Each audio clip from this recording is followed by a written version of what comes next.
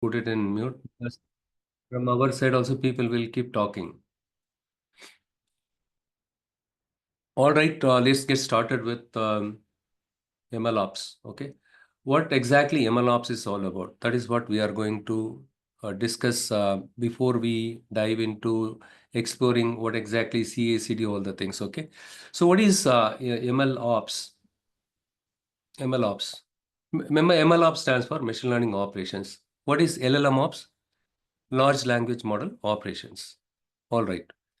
What exactly MLOps is all about? What are we going to do as part of MLOps?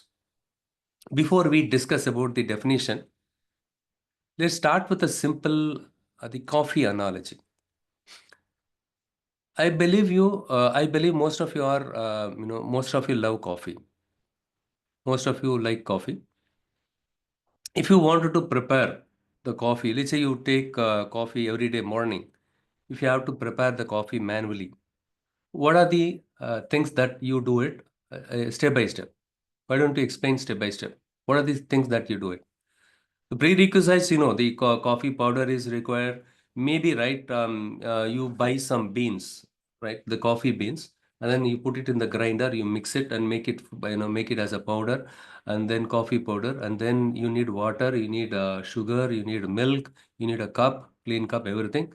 Okay, so these are the prerequisites. Okay, so what you do is the first thing is, right, you measure the coffee powder and the water manually. Right? These are the first steps that you do it. So you measure the coffee powder and water manually, and then you heat the water and prepare fresh coffee from the beginning each time, right?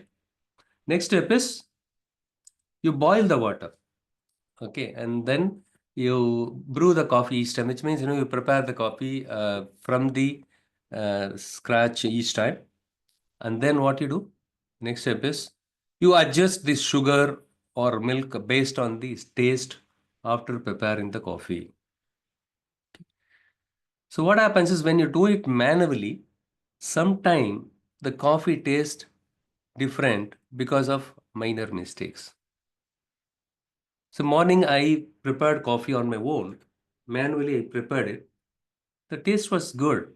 I praised myself. But in the evening I prepared the coffee. I used the same ingredients, but the taste was not same as the morning the coffee that I prepared it. Okay, there is some kind of inconsistency here. And other issues, right? Let's say if I have guest, they gave a surprise visit to my house. If I want to make multiple cups of coffee, it takes too much of time. I can relate this with scaling issues. Scaling, right? Scaling. So what do you mean by scaling? Scaling is something like even if more number of people comes to my house, I should be in a position to prepare the coffee in a pretty fast manner, and there should not be any delay in preparing the coffee because of mixing all the things, right? All these processes. These are some kind of practices, right? Right. So, because of these practices or steps, you should not delay preparing for the more number of people. So, if you know data science, I just relate this with those things, right? Measure coffee powder and water manually. It is something like manually you train your model. Manually you train your model, and the next one is boil water and brew or prepare coffee each time from scratch. Here there is no automation. Here there is no automation, and then adjust sugar, milk based on taste after brewing. Here there is no consistency. Sometimes the coffee may taste well. Maybe you put less sugar, or you may put more sugar. Maybe you put more coffee powder. Okay, so right, so it is too strong or too light. It is inconsistency. There are some kind of inconsistency that is called model drift, right? So there is an inconsistency in the model predictions. That is kind of your model drift. There are three types of drift: the model drift, concept drift, and data drift. Okay, I'm not going to discuss this at this moment since most of you do not have ML background. I don't want to scare you. Now these are the manual steps that these are the steps that you carry out to prepare the coffee manually, right?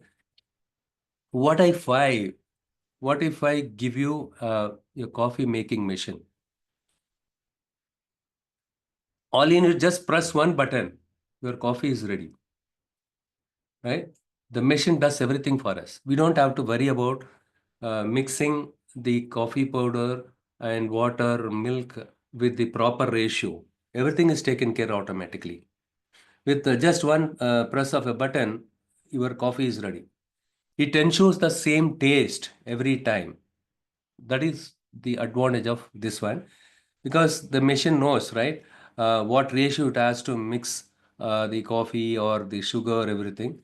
And also it can take multiple cups. It can make multiple cups of coffee at once, right? Scalability, so it scales up pretty well, right? And also it has sensors to check water levels, and it alert you when to refill. So automated monitoring and error detection. This is related to your MLOps stuff, right? So what we understood here, it's something like the machine or the coffee machine, right? Something like automated ML training and deployment. So in this case, that it is every time same. It is so consistent. It is something similar to your consistent model performance. It can make multiple cups of coffee at once. So hence, you don't have to worry about, you don't have to worry too much about scalability. Even if 10 people comes, right, you'll be able to prepare the coffee in a pretty fast manner than how you do it manually, because manual coffee preparation involves a proper ratio of coffee powder and grinding the coffee manually. Listen to the beans, right? So in US, we take the beans and then they grind it. Fresh coffee, they get it. So in that case, there is a delay there, right? Since it automatically stops the brewing at the right moment, right? The CI/CD pipeline, something like CI/CD pipelines ensuring smooth updates. So when you use the automated uh, coffee machine, it saves you time. You get consistent results. You prepare the coffee anytime the taste remains same, and then it scales easily. Is it clear? Now let us jump into understanding what is MLOps. MLOps is a set of practices to streamline and automate end-to-end machine learning lifecycle. So these practices, set of practices, right? These practices that ML models are efficiently developed and deployed and monitored and improved. So just like, right, a well-automated coffee machine ensures high quality coffee every time. So what do you mean by set of practices? Mixing the, grinding the coffee beans automatically, and then adjusting the sugar, milk, water, everything, right? So these are kind of set up, practices. Streamlines this one. You don't have to worry about what ratio you need to mix it, how much milk you need to pour, how much water you need to pour. You don't have to worry about this. So every time it tastes good. So, right, there are no inconsistency, right? That is the difference between manual way of deploying the model in the cloud. So nowadays we deploy everything on cloud. So AWS, Amazon Web Service, the popular cloud service provider. Other thing is like, you have Google, GCP, and Azure, Microsoft Azure. So now you understood, MLOps is set of practice to streamline and automate end-to-end machine learning. Actually, the whole idea is streamlining the processes and automating it end-to-end machine learning, so that we can save a lot of time.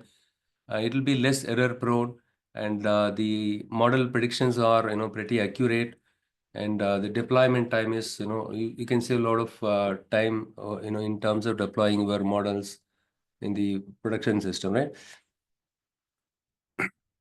So next one is, what are the advantages of MLOps? Like I said, right, it saves time and effort. It saves time and effort.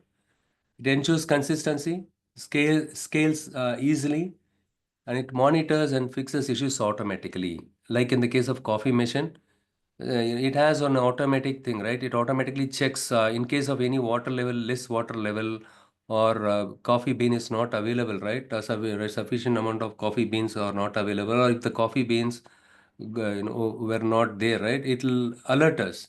Similarly, right, in the case of MLOps, right, everything is automated, right?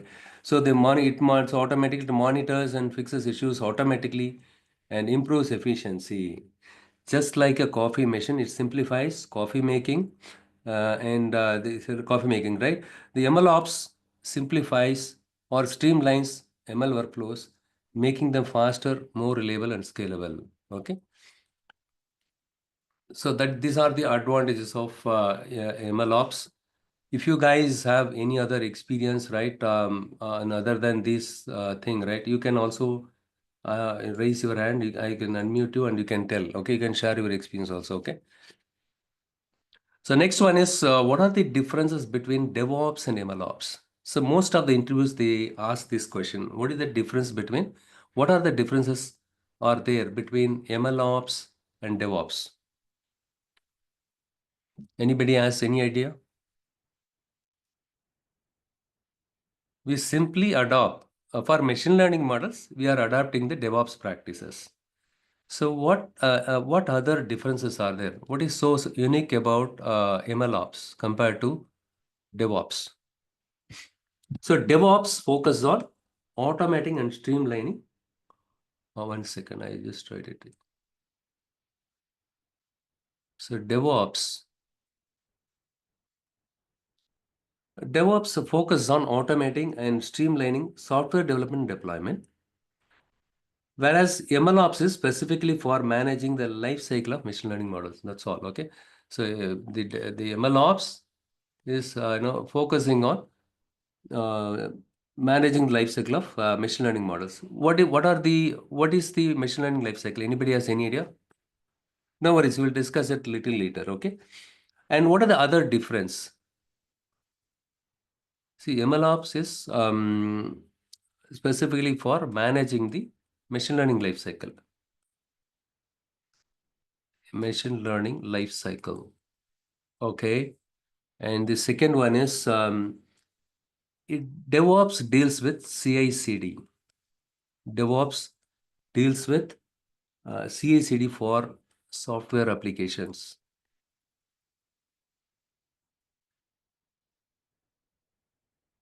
So what about MLOps? Whereas the it extends MLOps extends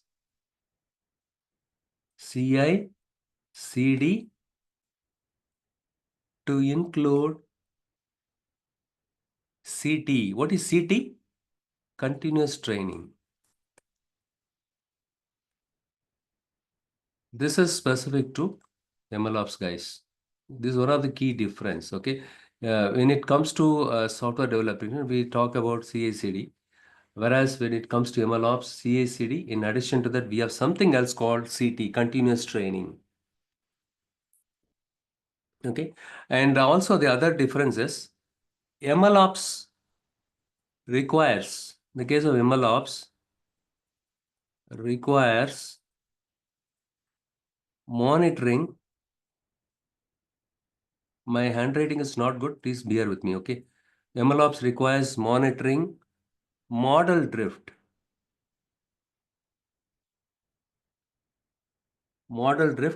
and retraining. What is model drift? Let's say we have trained a machine learning model and then we deployed it on the production system. Over a period of time, because of the new data, because of the new incoming data, the model performance can go down, right? So in that case, those kind of models requires retraining. You need to retrain your model with the new data, okay? And we will see various triggers later. So what are the other key differences? DevOps uses tools when it comes to tools, right? It uses tools like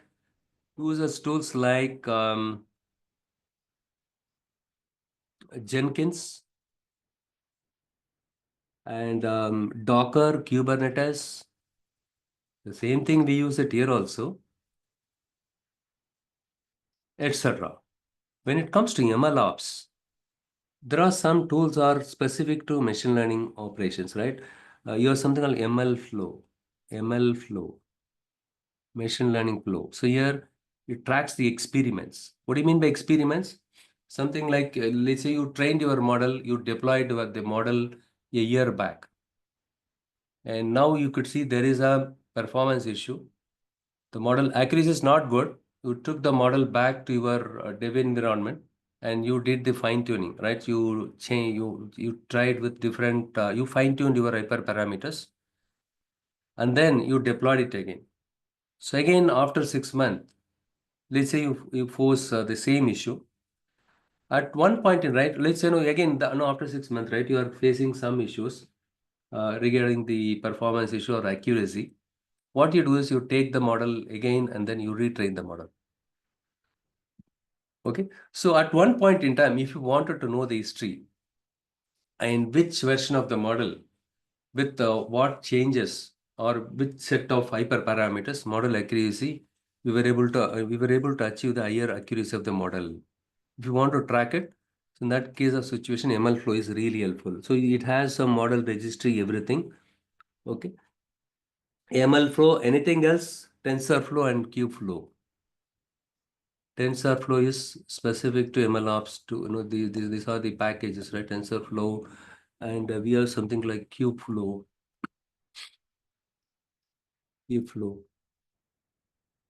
So in short, DevOps is a software deployment automation.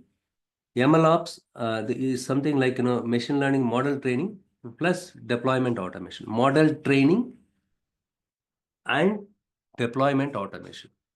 That is the difference between, these are the differences between DevOps and MLOps. How many of you have at least the DevOps background here? One second.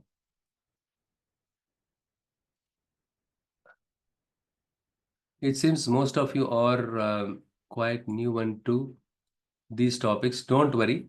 We have other sessions also there. We will start with the very, very basic stuff so that you'll be able to understand. Okay. And anyhow, so we will continue with, okay, who is this? Jnana Govindraj. He knows DevOps. Very good. So, Jnana, DevOps or MLOps? Basic MLOps. Very good. Okay, very good. So next we will start with, we'll dive into the fundamental life cycle of the machine learning model. Okay. What is it? I have background on DevOps, Sarvana Kumar. Okay, basic MLOps. Okay, fine. So now we understood, right? The key differences between MLOps and DevOps. Okay. Next one is we'll dive into understanding the basic the fundamental life cycle. Okay. So you have build, deploy, and monitor. Okay. So here, right, these are the common thing, right? If you take any software application, right, we build the application and then we deploy the application, we monitor the application, right? How well the application does. In case of any issues, we'll fix it. When it comes to machine learning model, right? So what are the steps involved here? So first, what we do is we ingest the data or data extraction, and then we do the data analysis, and then we do the data pre-processing and feature engineering, and then we train and test the model. And what we do is the next step is we push the code and the model to the GitHub, right? So in case you train the model, you see, you train the model, and then you evaluated the model and validated the model. And if you find the model performance is up to the mark, then you'll be pushing the code to your GitHub, right? So you push the code and the model to GitHub. So again, yes, someone asked this question. So DVC, yes, data version control to for the code script, right? What would you use the GitHub to do the version release management or to track the releases? Okay. And when it comes to data also, right, we have something else called DVC because GitHub cannot handle huge volume of data. You cannot upload huge volume of data. So we have something else called DVC. So let's say you do the data extraction, data pre-processing, and then here you can do DVC also here. Okay. Yeah, you can have registry also, registry or feature store, right? So you can have registry or feature. So that is an optional thing. Anyhow, it's up to you. Push the code and the model to GitHub. And then what we do is, right, we build the Docker. And the next one is you push the image to ECR. In the case of AWS, right, Elastic Cloud Registry, right? So that is where uh, this is kind of a repository. This is where we push the Docker image. And then what they do is, right, they serve the model or they deploy the model in cloud, right? And then final step is monitoring. This is the manual way of doing it. Okay. This is called as level zero MLOps. Here there is no automation, not much automation. Okay. This is basically a very fundamental step that they do it in the case of no automation is required. So not all the scenarios you have to automate it, isn't it? So let's say, right, in our company, right, we are just start to use machine learning. Okay. This manual process more than sufficient for us because we have only few models that rarely undergo changes, only a couple of times per year. I just give you one use case. For example, I work for a retail company, okay, and what we do is we develop their demand forecasting model. So the demand forecasting model in this case, right, this is to predict the seasonal sales for major holidays. For example, the Black Friday, Cyber Monday, Christmas is a to predict only the seasonal sales for these major holidays. In that case, these models are updated only twice a year, once before the summer season and once before the holiday season. Okay, a manual retraining and deployment process more than enough for me. Okay, I don't have to create CACD process here. Yeah, automatic pipeline. Yes, that we'll discuss it little later. Okay. In that case, the manual process more than seven because my model requires retraining once in a year, right? So once in a year, twice a year. That's it. Okay. This is a manual and it's all script driven. Okay. In this case, every step is manual. Okay, including the data analysis. Here, the data analysis is also manual. The data preparation, model training, and validation. It requires manual. For example, how many of you are familiar with the notebook, Jupyter notebook? The Jupyter notebook, we manually execute each and every step, right? So, okay. So this process is usually driven by experimental code. Okay. Um, okay. Here there is no CI, there is no CD. Okay, and here there is no CD, continuous training. Okay. Yes, yes. So who is that? Lakshay Goyal. Yes, the recording will be shared. Don't worry. Okay, so what is monitoring here? Someone asked this question. What is monitoring?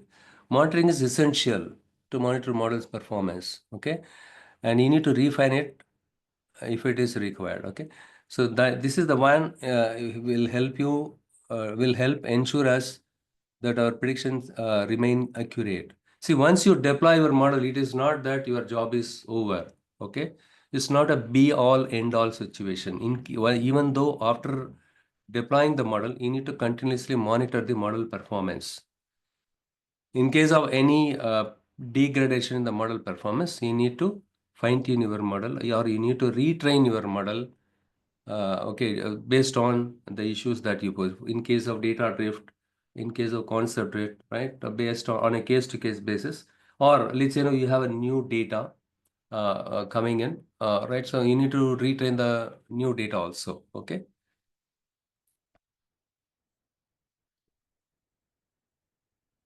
So in this case, right, in the case of manual process, right, this is also called a level zero setup. Okay, manual deployment. So there is a gap between, in this case, right, there is a gap between the data science team and engineering team. There is a gap in data science team and the engineering team. Okay, the data science team, right? They simply build that model. So they extract the data and then they analyze the data. and then they push the code to the ECR. That's all. Okay. The next one is the deployment is done by someone else. Okay. In this case, the data science build the model, and then once they build the model, they hand it off to the engineers, ML engineers. Okay. The engineers, they are the one responsible for deploying the model. The engineer in the engineering team, what they does is they takes the model and deploy it on API or an application. Okay. So basically, they ensure that the required features or the input data are available in production. Okay. The key problem here is, can someone tell me what is the key problem? No, tell me what is the key problem here. The model was developed by the data scientist, and the deployment is done by the ML engineers. So what are the key problems that they can face it here? It's a manual, right? So each and every step is manual. That's what I said. Since the process is manual, there is a disconnection between the data science and engineering team. If something goes wrong, you just think about it. If something goes wrong, fixing it takes more time, right? So leading to slow deployment and possible errors. Okay, so these are the issues the you will come across in the case of manual deployment, because everything is manual here, right? So how do we address these kind of manual issues? How do you address the challenge of manual deployment?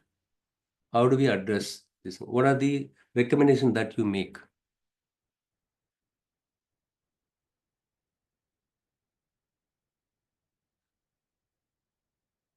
I told you there is no CI, there is no CD, and we did not even discuss about CT. There was no CT also there, right? To overcome the challenges of manual deployment, we follow the MLOps practices, like the CI/CD and CT are really beneficial if you follow that. So implementing an automated ML pipeline, it facilitates the continuous training, and also the CI/CD system enables rapid testing, building, and deployment of new pipeline versions. Okay, so what we are going to, so far what we discussed, the level 0 of deployment, we discussed it. Now we are going to discuss about level 1 of the deployment. Okay, so the level 1, in the case of level 1 of the MLOps process, right? Instead of deploying just a trained model for predictions, see in this case what happened? We have just deployed the trained model to uh, the right. So we instead of the right. So in this case, we just took the trained model and then we deployed it for predictions, right? But whereas here, along with deploying the model, we are also deploying the pipeline. We are also deploying the pipeline here. So this pipeline, what is this pipeline? The pipeline is same as this one, right?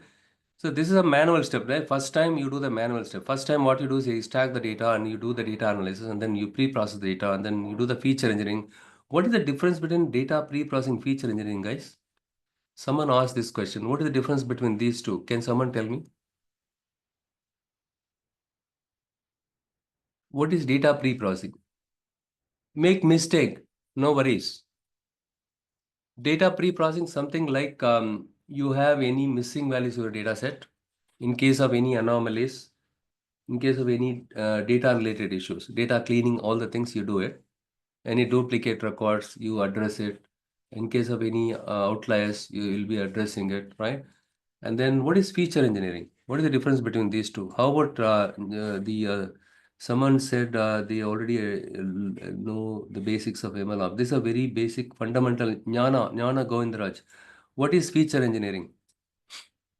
Feature is something like you create new features based on the existing feature.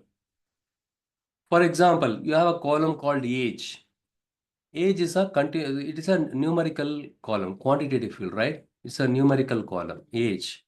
Some people, some of my customers' ages are 25, some guys are 18 years. 19 years, teenagers also there. Starting from teenagers to senior citizens are there. They're making purchase from my shop. Okay. So what I do is based on this column, okay, taking help from others like doctor health. What do you mean by doctor health? Yes, taking help from other doctors, something like, right? Yes, using the existing. Maybe that's a good analogy. So you take the age. Sorry, the age is a column. You want to create another column, age bucketing. You do binning, right? So the based on their range of age, you define that those customers fall in so and so age group. They are teenagers. Those customers fall in so and so age group. They are young, very young customers, and young customers, and then middle-aged customers, and the senior citizens and very old customers. You classify them. So with that, right, you can classify later point in time which um, customer type, right? They are spending more in your shop, right? In your shop or in store. So this based on the existing column age, you have created a new column called age bucketing or age binning, something like binning, right? Age binning. So based on the existing column, you create a new feature. That is called your feature engineering. That is the difference between data pre-processing, feature engineering. And then what we do is once you do all these things, right? The next step is you train your model. So next you train your model based on this historical data, and then evaluate the model and then validate the model.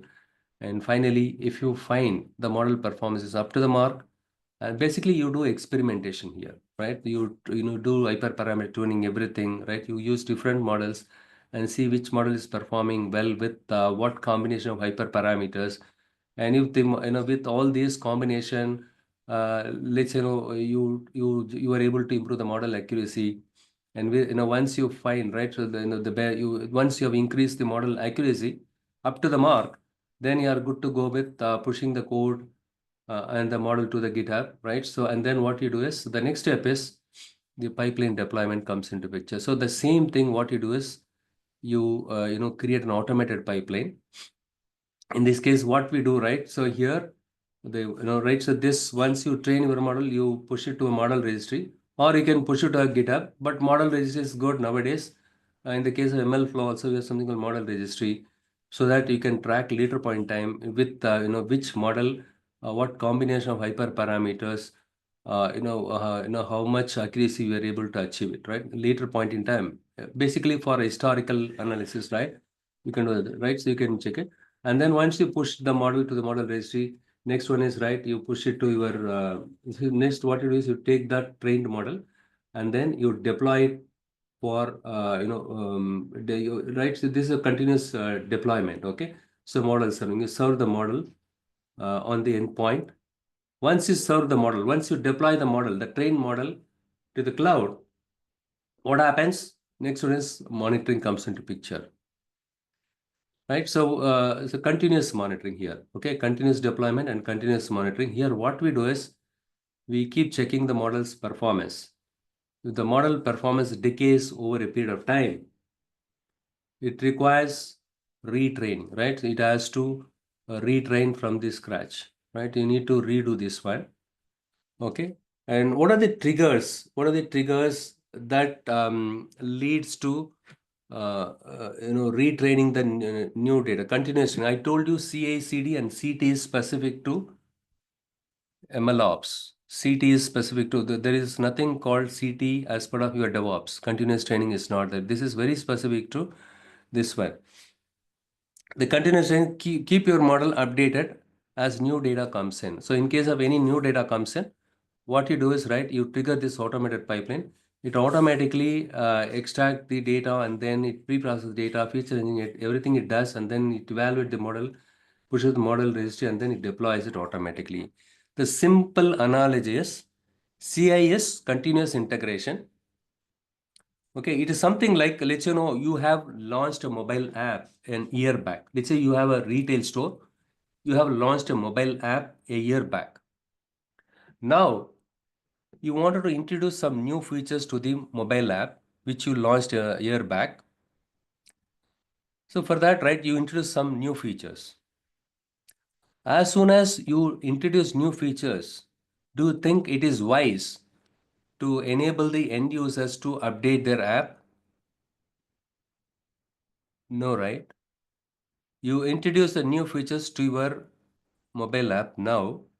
Before you enable the users to update the app, you do the testing, everything. As for the CI is something like testing the new features before adding them to an app update. What is CD? CD is something like automatically updating the app on users' phones. Let's say we tested everything as part of CI. Okay, we built the, we introduced new changes to the existing app in our test environment. We tested it, we validated it, everything works well, fine. And then as part of CD, we automatically update the app on users. So for example, you might have noticed this one, right? In the bank app, mobile, ICICI Bank or something like that, right? Yeah, retrain and version, correct, right? Retrain and version it. So what you do is, right, it will automatically, whenever you try to open your bank, launch your bank app from your mobile phone, you might have noticed sometimes, right, update. So that means, they introduce some new features, right? Before the new features, before they introduce the new features to the, the end users, right? They test it rigorously as part of CI, and CD is like automatically updating the app on users. Okay, all they need is, as a user, you need to update it. So the feature, whatever the new features they introduce, that will come to effect immediately, right? After you update that. And next one is CT. CT is like the application, the app, right, that is learning from user feedback and improving itself. The users started using your app with the new features, and then they find some difficulty or they find it good. If they find some difficulty or based on their feedback, again, what you do is you are continuously retraining, right? Continuously training your thing, something like that. Okay, the CA is something like testing new features before adding them to your app update, and CD is something like automatically updating the app on user phones.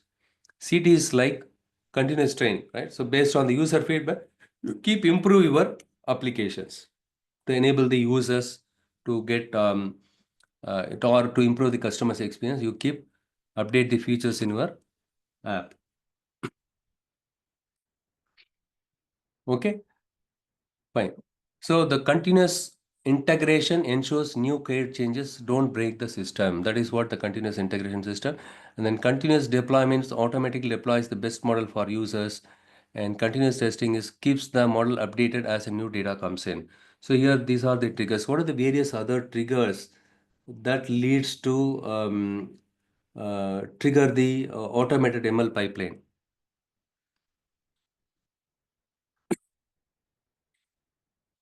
In case of any new data comes in, right? So what will happen is, right, your model, let's say your model performance data, that is because of the new data came in, right? In that case, what happens, right? It requires retraining again. See, the classic example in the case of Cyber Monday during the festival time, what they do is, the competitors, they keep changing the prices every now and then, right? What you do is, right, in the case of pricing, price elasticity, all the things, what you do, right, every 1 hour they retrain the model to make to make the predictions up to date. Okay, because the prices are changing every now and then, the same day, right? So right, different stores, they use the different prices. So what prices can I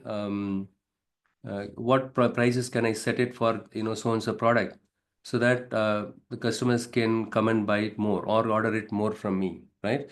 So you need to every 1 hour we retrain the model, that kind of. And then in case of any performance drop, in the case of new training data comes in, uh, in that case, right, this model, the automate this pipeline will get triggered. In case of any performance drop, okay, performance drop, right, so we need to retrain when the model accuracy declines. Okay, in that kind of situations also, we will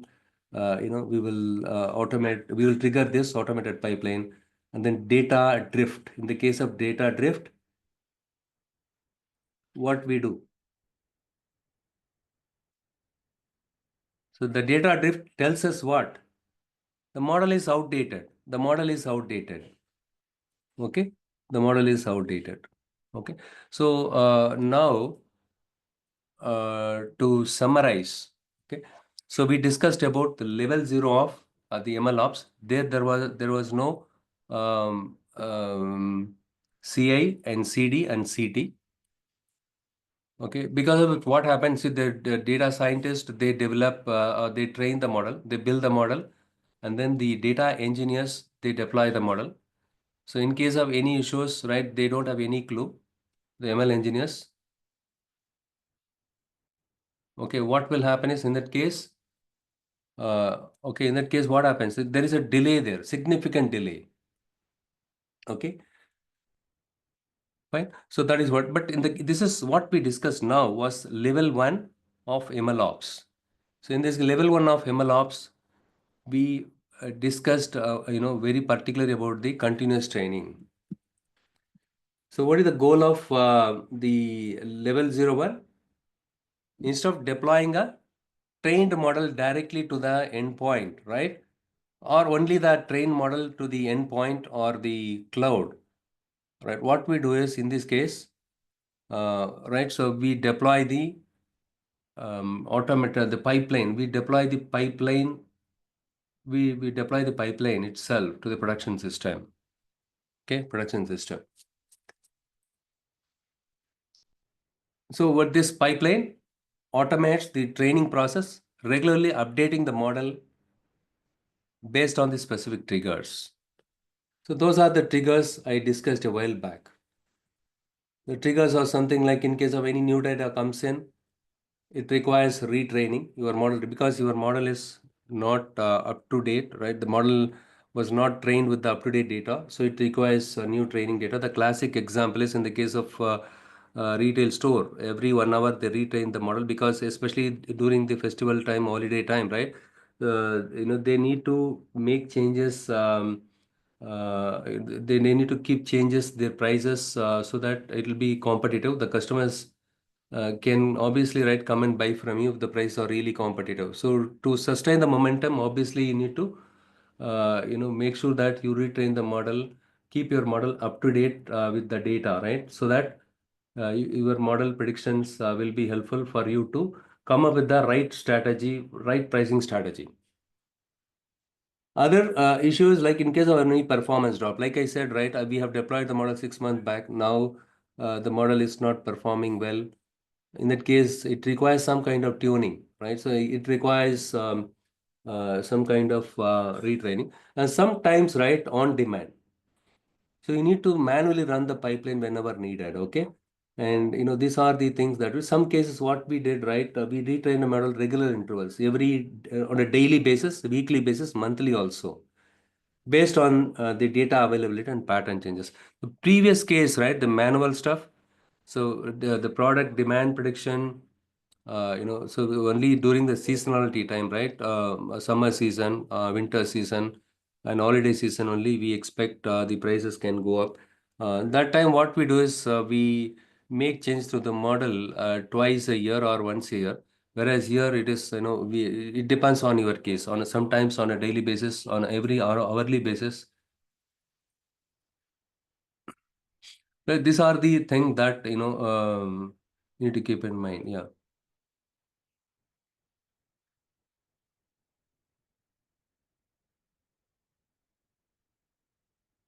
Yeah, so there was a question from Saravana Kumar. So generally, what is that question? 1 second, let me maximize it.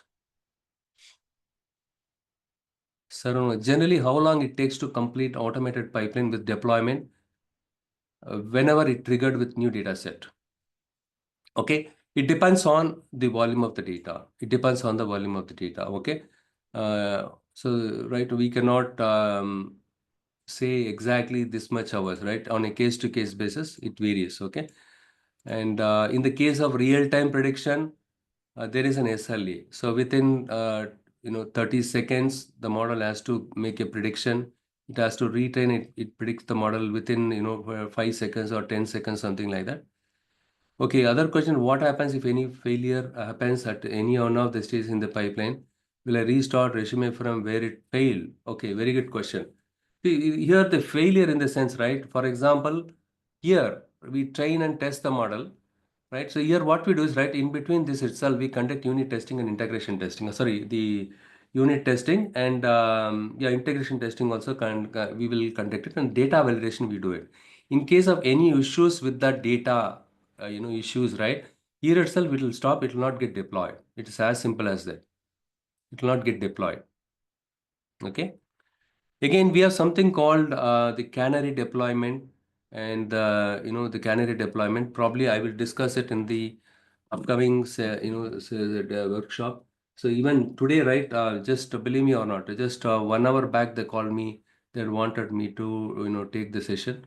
I just came without much slides here. Again on what context they put all the slides. I'm not sure the rest of the slides, and we will discuss about the two level two MLOps in the upcoming session, wherein we have complete CI/CD, everything comes into picture. Okay. Okay. In case of continuous training, so say we are experiencing dip in per month, so we have to retrain. In this case, will the new data set be fed manually, or will there be automatic data ingestion which will be converted into training data set? Yes, right. The new data set, one second. Your question is we are experiencing a dip in performance, so we have to retrain. So there is a question from Srivatsava. In case of continuous, say we are experiencing dip in performance, so we will have to retrain. In this case, will the new data set be fed manually, or will there be automatic data ingestion which will be converted to training data set? Okay, this is a good question. Okay. So the new data set, in some cases, right, we fed manually, but in the case of automated pipeline, right, so it does not serve any purpose, right? If in case of any new data set comes in, it has to go back here, okay, data extraction and data analysis, and then it has to do that one, and finally it has to come here, okay? That is how we do it. Some cases, and the new data will be, how come it will identify the new data, right? How come it will identify the new data? It will not be automatically ingested, right? So the new data set will not be ingested. In that case, what will happen? It has to go from here to here. Yes. So, okay, guys, with this, I'm going to wrap up. What we will do is, right, we'll continue on this upcoming Friday. Today's, sorry, not Friday. This Saturday, we plan to have another session. Okay, let me see if John can take that session. Okay. We will discuss about the level two also in the upcoming session. Since they called me just 1 hour back, right? Yeah, even I postponed my other office work. So we will circle back on this upcoming Saturday also. Okay, we will share the details sometime tomorrow evening or so. We'll check with the organization. We'll get back to you. Okay. You have any other questions as of now?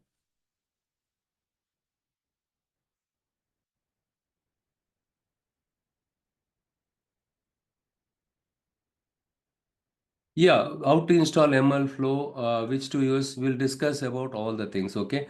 ML Flow, how to install everything, that also will give a demo. Even we thought of giving the Apache Airflow now because of time constraint, we're not able to give Apache Airflow also. We have it installed everything, and we will give it in the upcoming session, okay? Saturday, we will plan for the Apache Airflow, okay?